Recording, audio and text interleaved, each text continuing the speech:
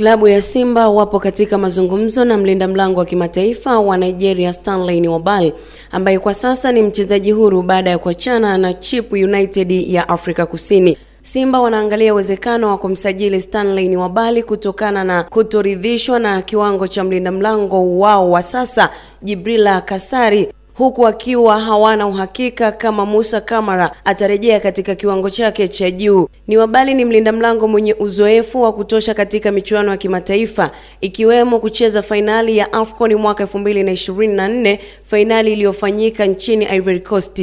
Nwabali ni mlinda mlango mwenye umri wa miaka 30 akiwa amezaliwa tarehe 10 Juni mwaka 1996 nchini Nigeria. Nwabali aliondoka Chip United mnamo Februari 2026 baada ya kuvunja mkataba na Chip United. Alikiri wazi kuwa sina klabu mpya wala mkataba wowote kwa sasa, bali naangalia timu sahihi ya mimi kucheza baada ya kuachana na Chip United. Klabu kubwa za Afrika zilianza kumfuatilia Nwabali na miongoni mwa klabu hizo ni Simba ya Tanzania. Viongozi wa Simba walifungua mazungumzo rasmi na kambi ya Nwabali. Walitaka kumfanya mrithi wa Musa Kamara ambaye alikuwa na jeraha la goti kutokana na kushindwa kufika makubaliano na Nwabali. Simba wakaamua kumsajili Kasali ambaye kwa sasa kiwango chake hakijawaridhisha mabosi wa klabu ya Simba. Nwabali mwenye urefu wa futi 6 ni mlinda mlango mzoefu wa Super Eagles.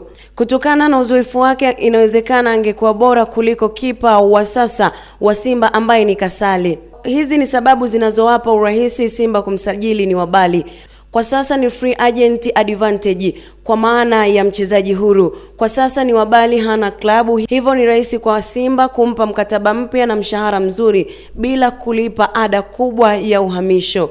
Pili ni fursa ya kucheza michuano ya kafu. Simba wanataka kufika mbali zaidi katika Champions League. Nwabali atawaletea uzoefu wa mechi kubwa. Tatu, na mazingira ya Dar es Salaam yanafanana kidogo na maisha ya Afrika, na Simba ina mashabiki wengi sana, hivyo Nwabali anaweza kuja kuwa nyota mkubwa sana endapo atajiunga na Simba. Sababu ya 4, mshahara wa heshima. Simba wanaweza kumpa mshahara unaotaka kipa wa Super Eagles na kumpa cheo cha heshima kama ilivyo kwa Musa Pimpin Kamara. Kama ataamua kujiunga na Simba itakuwa moja ya mahamisho makubwa zaidi ya msimu huu Tanzania kutokana na ukubwa wa jina na wasifu wa Nwabali. Na ili uwe wa kwanza kupata taarifa zetu, hakikisha unatembelea kurasa zetu mitandao ya kijamii. Tunapatikana kama Dimba Letu. Mimi ni Saumu Halifa.